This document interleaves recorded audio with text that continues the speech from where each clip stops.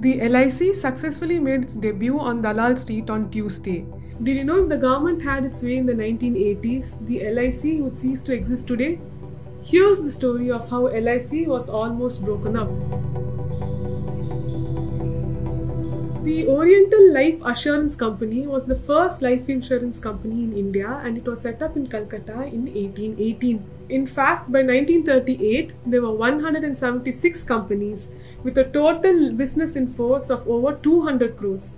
But there was a problem with this industry. It was not very stable.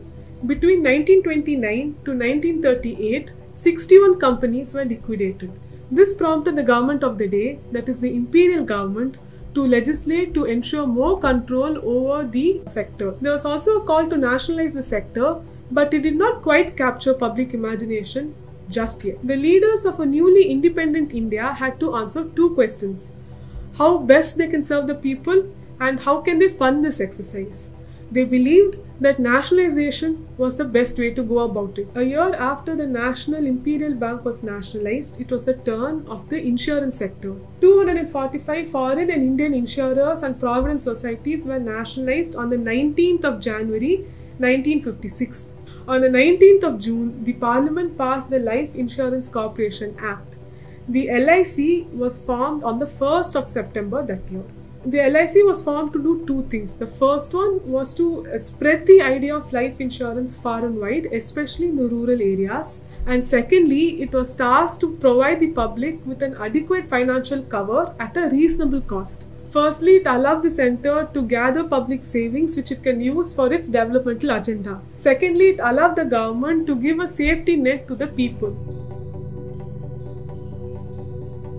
So now there's a national consensus that nationalization is the way to go. But what should be the structure of LIC? When it was formed, the LIC had 5 zonal offices, 33 branch offices and 212 branch offices apart from the corporate office. Many committees over the years were concerned about this monolithic structure of the LIC, and they were also concerned that its performance could not be measured easily. They offered different solutions like decentralization and even splitting up of the organization itself. Even Prime Minister Jawaharlal Nehru took cognizance of this. He said that the government will not hesitate to split the LIC if that was the need of the hour. Over the years, the idea of smaller life insurance corporations never really faded away. It gained traction once again in the 1980s when a committee headed by Era Sezhiyan, who was an MP at that time, suggested that the LIC be split up. The committee believed that the LIC did not fulfill many of its primary objectives. They believed that the unitary structure was the root cause of its failure. So they suggested 3 options. The first suggestion was to split the LIC into 5 independent corporations that will compete with each other throughout India.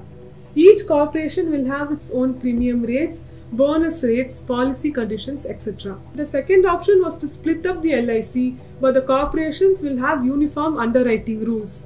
The companies will compete with each other all over India. The third one was to split the LIC into 5 independent zonal corporations, and each of these corporations will work only within their zone. All of these corporations will have uniform policy rates, policy conditions, bonus rates, etc. The committee quickly rejected the first 2 suggestions because it believed that it was not the most cost-effective one. It was also worried that the poorer sections of the society and the rural areas would be neglected. The centre acted upon this proposal and introduced the Life Insurance Corporations Bill 1983.